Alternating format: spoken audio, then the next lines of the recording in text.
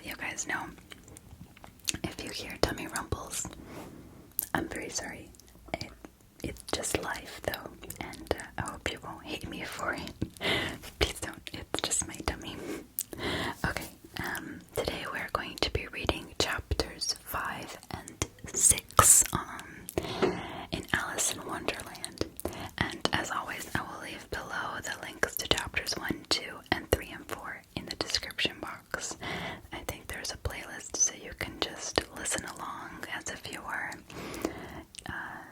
listening to an audiobook if you want to. So let's go ahead and get started. Chapter 5, Advice from a Caterpillar. The caterpillar and Alice looked at each other for some time in silence. At last, the caterpillar took the hookah out of its mouth and addressed her in a languid, sleepy voice. "Who are you?" said the caterpillar. This was not an encouraging opening for a conversation. Alice replied rather shyly, I hardly know, sir.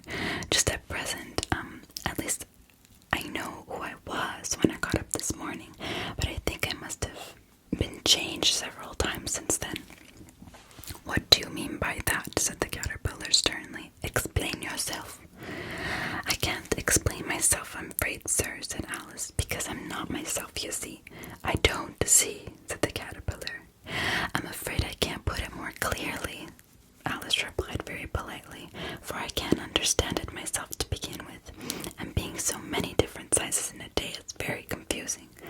"It isn't," said the caterpillar. "Well, perhaps you haven't found it so yet," said Alice, "but when you have to turn into a chrysalis, you will someday, you know, and then after that into a butterfly, I think you'll feel a little queer, won't you?" "Not a bit," said the caterpillar. "Well, perhaps your feelings may be different," said Alice. "All I know is it would feel very queer to me." "You," said the caterpillar contemptuously. "Who are you?" Which brought them back again to the beginning of the conversation. Alice felt a little irritated at the caterpillars making such very short remarks, and she drew herself up and said very gravely, "I think you ought to tell me who you are first." "Why?" said the caterpillar. Here was another puzzling question, and as Alice could not think of any reason, and as the caterpillar seemed to be in a very unpleasant state of mind, she turned away. "Come back," the caterpillars called after her.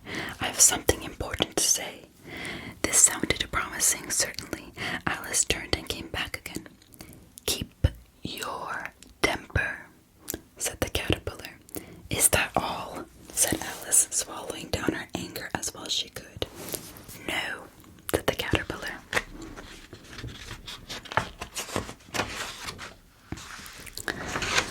Alice thought she might as well wait, for she had nothing else to do, and perhaps, after all, it might tell her something worth hearing.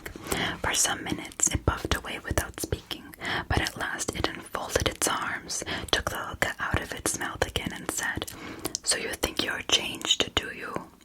"I'm afraid I am, sir," said Alice. "I can't remember things as I used to, and I don't keep the same size for 10 minutes altogether." "Can't remember what things?" said the caterpillar. "Well, I've tried to say, 'How doth the little busy bee,' but it all came different," Alice replied in a very melancholy tone. "Repeat, 'You are old, Father William,'" said the caterpillar. Alice folded her hands and began. "You are old, Father William," the young man said, "and your hair has become very white, and yet you incessantly stand on your head. Do you think that your age is right?" "In my youth," Father William replied to his son, "I feared it might injure the brain, but now that I'm perfectly sure I have none, why I do it again and again." "You are old," said the youth, "as I mentioned before, and have grown most uncommonly fat, yet you turned a back somersault in at the door. Pray, what is the reason of that?" "In my youth," said the sage, as he shook his grey locks, "I kept all my limbs very supple. By the use of this ointment, 1 shilling the box. Allow me to sell you a couple." "You are old," said the youth, "and your jaws are too weak for anything tougher than suet. Yet you finished the goose and the bones and the beak. Pray, how did you manage to do it?" "In my youth, said the father, I took to the law and argued each case with my wife, for the muscular strength which it gave to my jaw has lasted the rest of my life. You are old, said the youth. One would hardly suppose that your eye was as steady as ever, yet you balanced a nail on the end of your nose. What made you so awfully clever? I have answered 3 questions, and that is enough, said this father. Don't give yourself airs. Do you think I can listen all day to such stuff? Be awful, or I'll kick you downstairs. That is not right, said the caterpillar. Not quite right, I'm afraid, said Alice timidly. Some of the words have got altered. It is wrong from beginning to end, said the caterpillar decidedly, and there was silence for some minutes. The caterpillar was the first to speak. What size do you want to be? It asked. Oh, I'm not particular as to size, Alice replied hastily. Only one doesn't like changing so often, you know. I don't know, said the caterpillar. Alice said nothing. She had never been so much contradicted in all her life before, and she felt that she was losing her temper. Are you content now? Said the caterpillar. Well, I should like to be a little larger, sir, if you wouldn't mind, said Alice. 3 inches is such a wretched height to be. It is a very good height indeed, said the caterpillar angrily, rearing itself upright as it spoke. It was exactly 3 inches high. Oops. But I'm not used to it, pleaded poor Alice in a piteous tone, and she thought to herself, I wish the creatures wouldn't be offended so easily. You'll get used to it in time, said the caterpillar, and put the hookah into its mouth and began smoking again. This time Alice waited patiently until it chose to spoke again.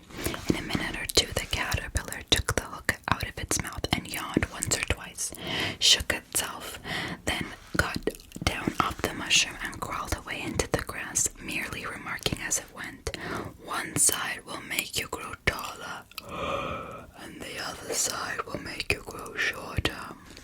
One side of what? The other side of what? Thought Alice to herself.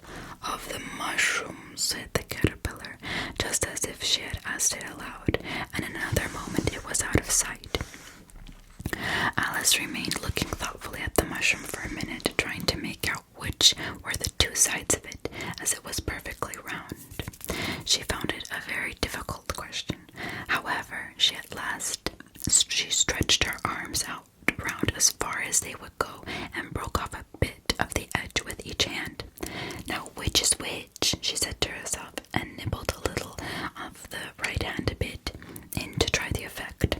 The next moment she felt a violent blow underneath her chin. It had struck her foot. She was a good deal frightened by this sudden change, but she felt that there was no time to be lost, as she was shrinking rapidly. So she set to work at once to eat some of the other bit. Her chin was pressed so closely against her foot there was hardly any room to open her mouth, but she did it at last and managed to swallow a morsel of the left-hand bit. Come, my head's free at last, said Alice in a tone of delight, which changed into alarm. In another moment, when she found that her shoulders were nowhere to be found, all she could see when she looked down was an immense length of neck, which seemed to rise like a stalk right out of a sea of green leaves that lay far below her. What can all that green stuff be, said Alice, and where have my shoulders got to? And oh, my poor hands, how is it I can't see you? She was moving them about as she spoke, but no result seemed to follow, except a little shaking among the distant green leaves. As there seemed to be no chance of getting her hands back up to her head, she tried to get her head down to them, and was delighted to find that her neck would bend about easily in any direction like a serpent. She had just succeeded in curving it down into a graceful zigzag, and was about to dive in among the leaves, which she found to be nothing but the tops of trees under which she had been wandering, when a sharp hiss made her draw back in a hurry.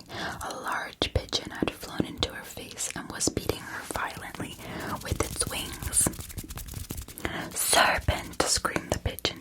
I'm not a serpent, said Alice indignantly.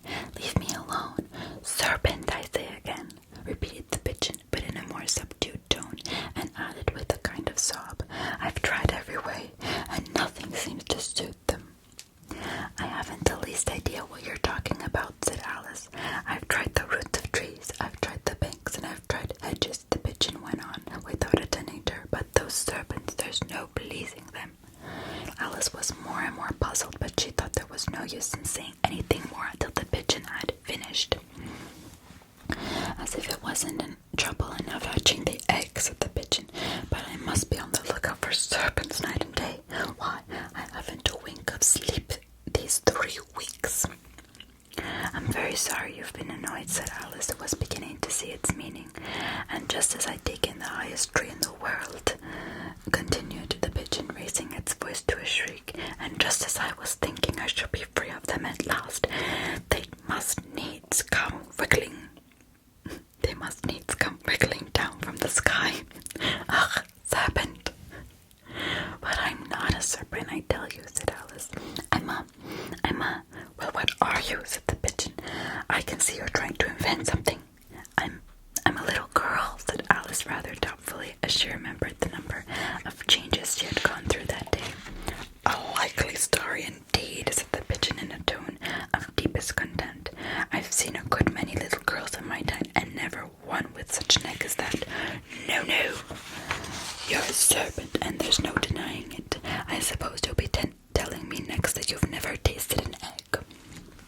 I have tasted eggs, certainly, said Alice, who was a very truthful child, but little girls eat eggs quite as much as serpents do, you know. I don't believe it, said the pigeon, but if they do, why, they're the kind of serpent, that's all I can say. This was such a new idea to Alice that she was quite silent for a minute or two, which gave the pigeon the opportunity of adding, You're looking for eggs, I know that well enough, and what does it matter to me whether you're a little girl or a serpent?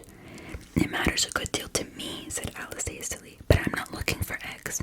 As it happens, and as it was, I shouldn't want yours. I don't like them raw. Well, be off then, said the pigeon in a sulky tone, as it settled down into its nest.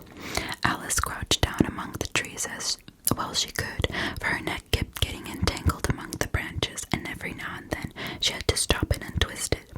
After a while she remembered that she still held the pieces of the mushrooms in her hands, and she set to work very carefully, nibbling first at one and then the other, and growing sometimes taller and sometimes shorter until she had succeeded in bringing herself down to her usual height. It was so long since she had been anything near the right size that it felt quite strange at first, but she had got used to it in a few minutes and began talking to herself as usual. Come, there's half my plan done now. How puzzling all these changes are. I'm never sure what I'm going to be from one minute to another. However, I've got back to my right size. The next thing is to get into that beautiful garden. How is that to be done, I wonder? As she said this, she came suddenly upon an open place with a little house in it about 4 feet high. Whoever lives here, thought Alice, it'll never do to come upon them this size. Why, I should frighten them out of their wits. So she began nibbling at the right-hand bit, and did not venture to go near the house till she had brought herself down to 9 inches high. Chapter 6. Pig and Pepper. For a minute or two she stood looking at the house and wondering what to do next, when suddenly a footman in livery came running out of the wood. She considered him to be a footman because he was in livery. Or is it livery? Livery. Otherwise, judging by his face only, she would have called him a fish. And rapped loudly at the door with his knuckles.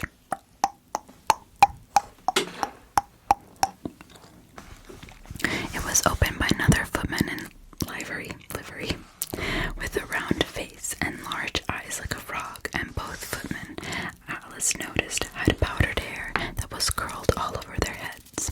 She felt very curious to know what it was all about, and crept a little way out of the wood to listen. The fish footman began by producing from it under his arm a great letter, nearly as large as himself, and this he handed over to the other, saying in a solemn tone, For the Duchess, an invitation from the Queen to play croquet. The frog footman repeated in the same solemn tone, only changing the order of the words a little. From the Queen, an invitation for the Duchess to play croquet. Then they both bowed low, and their curls got entangled together. Alice laughed so much at this that she had to run back into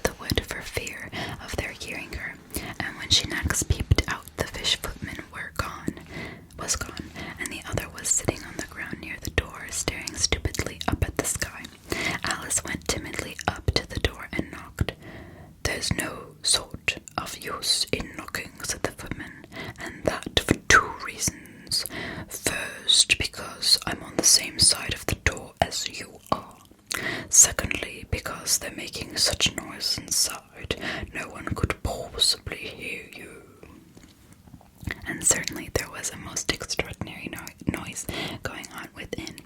A constant howling and sneezing, and every now and then a great crash, as if a dish or a kettle had been broken to pieces. "Please then," said Alice, "how am I to get in?" "There might be some sense in your knocking," the footman went on without attending to her, "if we had the door between us. For instance, if you were inside, you might knock and I could let you out, you know." He was looking up into the sky all the time he was speaking, and this Alice thought decidedly uncivil. But perhaps he can't help it," she said to herself. "His eyes are so very nearly at the top of his head. But at any rate, he might answer questions." "How am I to get in?" she repeated aloud. "I shall sit here," the footman remarked, "till tomorrow." At this moment the door of the house opened, and a large plate came skimming out, straight at the footman's head. It grazed his nose, broke to pieces against the trees behind him. "Or next day, maybe," the footman continued in the same tone, exactly as if nothing had happened. "How am I to get in?" asked Alice again in a louder tone. "Are you to get in at all?" said the footman. "That's the first question, you know." It was, no doubt, only Alice did not like to be told so.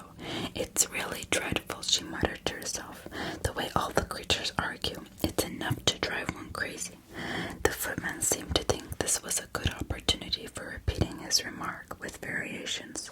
"I shall sit here," and he said, "on and off for days and days." "But what am I to do?" asked Alice. "Anything you like," said the footman, and began whistling.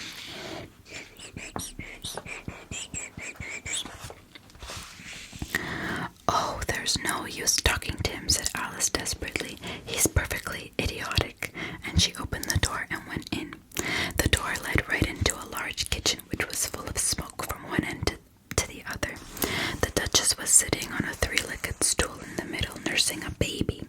The cook was leaning over the fire, stirring a large cauldron which seemed to be full of soup. "There's certainly too much pepper in that soup," Alice said to herself, as well as she could for sneezing. There was certainly too much of it in the air. Even the Duchess sneezed occasionally. "Achoo!" And as for the baby, it was sneezing and howling alternatively without a moment's pause. The only things in the kitchen that did not sneeze were the cook and a large cat which was sitting on the hearth and grinning from ear to ear. "Please, would you tell me," said Alice a little timidly, for she was not quite sure whether it was good manners for her to speak first, "why your cat grins like that?" "It's a Cheshire cat," said the Duchess, "that's why." "Pig!" She said the last word with such violence that Alice quite jumped, but she saw in another moment that it was addressed to the baby and not her, so she took courage and went on again. "I didn't know that Cheshire cats always grinned. In fact, I didn't know that cats could grin." "They all can," said the Duchess, "and most of them do." "I don't know any that do it," Alice said very politely, feeling quite pleased to have got into a conversation. "You don't know much," said the Duchess, "and that's a fact." Alice did not like that tone of this remark, and thought it would be as well to introduce some other subject of conversation. While she was trying to figure out one, the cook took the cauldron of soup off the fire and at once set to work, throwing everything within her reach at the Duchess and the baby. The fire irons came first, then followed a shower of saucepans, plates, and dishes. The Duchess took no notice of them, even when they hit her, and the baby was howling so much already that it was quite impossible to say whether the blows hurt or not. "Oh, please, ma'am, what you're doing," cried Alice, jumping up and down in the agony of terror. "Oh, there goes his precious nose," as an unusually large saucepan flew by it and very nearly carried it off. "If everybody minded their own business," the Duchess said in a hoarse growl, "the world would go round a deal faster than it does." "Which would not be an advantage," said Alice, who felt very glad to get the opportunity of showing off a little of her knowledge. "Just think of what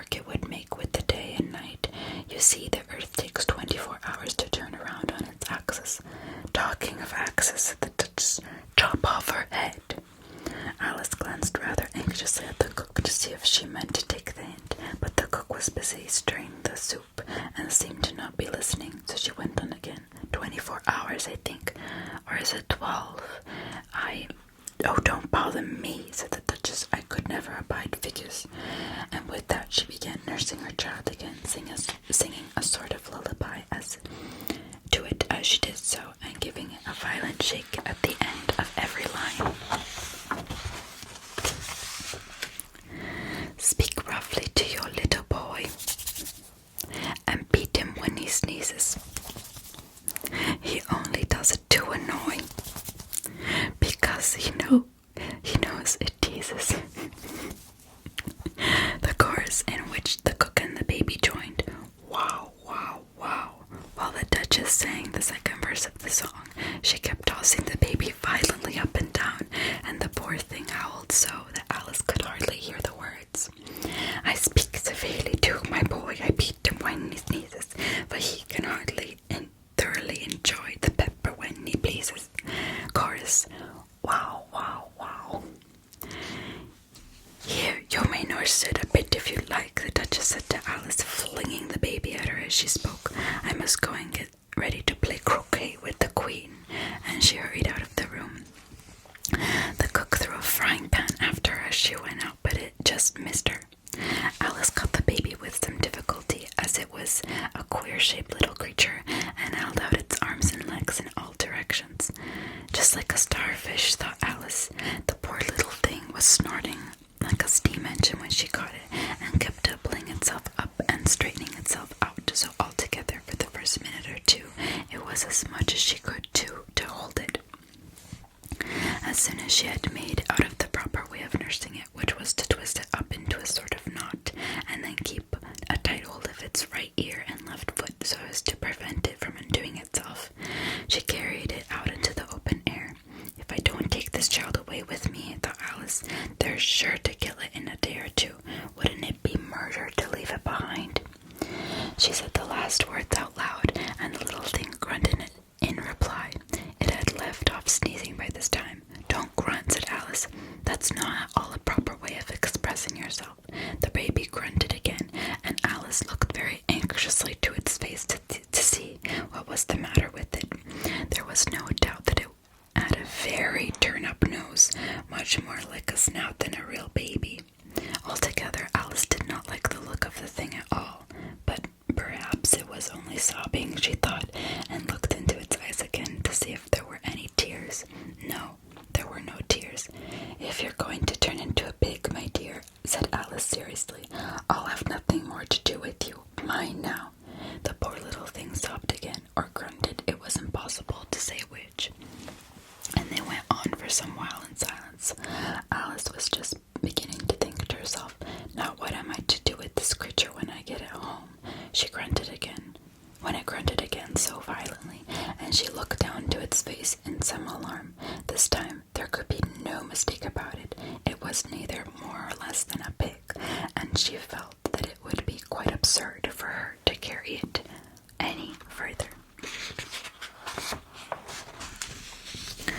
So she set the little creature down and felt quite relieved to see it trot away quietly into the wood. If it had grown up, she said to herself, it would have made a dreadfully ugly child, but it makes a rather handsome pig, I think. And she began thinking over other children she knew who might do very well as pigs. And she just said, and was just saying to herself, if one only knew the right way to change them. And she was a little startled by seeing the Cheshire Cat singing on a bough of a tree a few yards off. The cat only grinned when it saw Alice. It looked good-natured, she thought. Still, it had very long claws and a great many teeth, so she felt it ought to be treated with respect. Cheshire Puss, she began rather timidly, as she did not know at all whether it could be the name. However, it only grinned a little wider. Come, it's pleased so far, thought Alice, as she went on. Would you tell me, please, which way I ought to go from here? That depends a good deal on where you want to get to, said the cat. I don't much care where, said Alice. Then it doesn't matter which way you go, said the cat. So long as I get somewhere, Alice added as an explanation.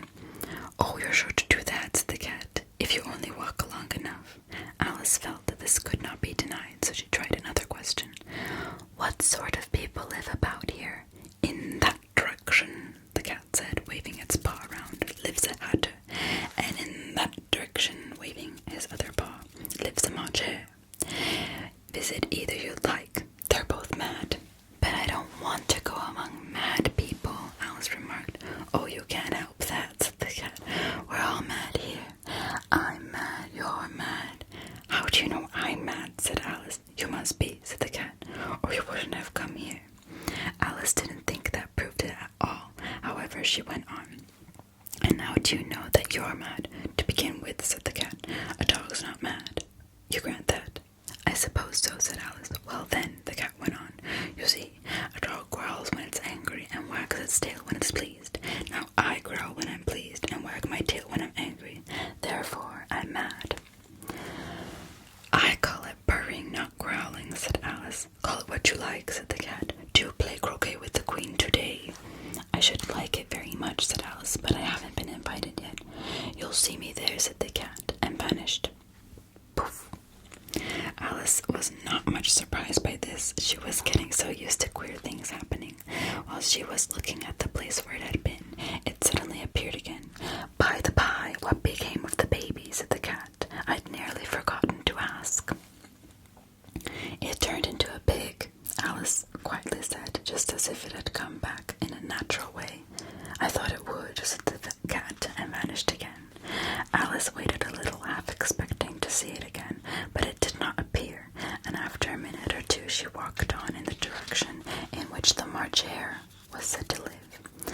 I've seen hatters before, she said to herself. The March Hare will be the most interesting. And perhaps, as this is May, it won't be raving mad. At least not so mad as if it was in March.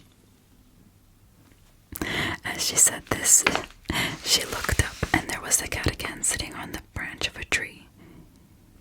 Did you say a pig or a fig? Said the cat. I said pig, replied Alice, and I wish you wouldn't keep appearing and vanishing so suddenly. You'll make one quite giddy. All right, said the cat, and this time it vanished quite slowly, beginning with the end of the tail and ending with the grin, which remained some time after the rest of it had gone. Well, I've often seen a cat without a grin, thought Alice, but a grin without a cat. It's the most curious thing I ever saw in my life. She had not gone much farther before she came in the sight of the house of the March Hare. She thought it must be the right house because the chimneys were shaped like ears and the roof was thatched with fur. It was so large a house that she did not like to go nearer till she had nibbled some more of the left-handed bit of the mushroom and raised herself to about 2 feet high. Even then she walked up towards it rather timidly, saying to herself, suppose it should be raving mad after all. I almost wish I'd gone to see that hatter instead. And then it goes on to chapter 7, which is the Mad Tea Party, which is probably one of my favorite chapters, and just in general, favorite parts of the story, even in the film, the cartoon, I mean. So, yes, I hope that you enjoyed this reading of chapters 5 and 6, and I will see you very soon for chapters 7 and 8. Yeah, do let me know if you like these readings. They don't get very much views, but I feel as though I owe it to the few people who do like listening to readings, audiobook style, that they have a continuation, and I don't just like randomly stop doing them, so I will see you very soon for another reading.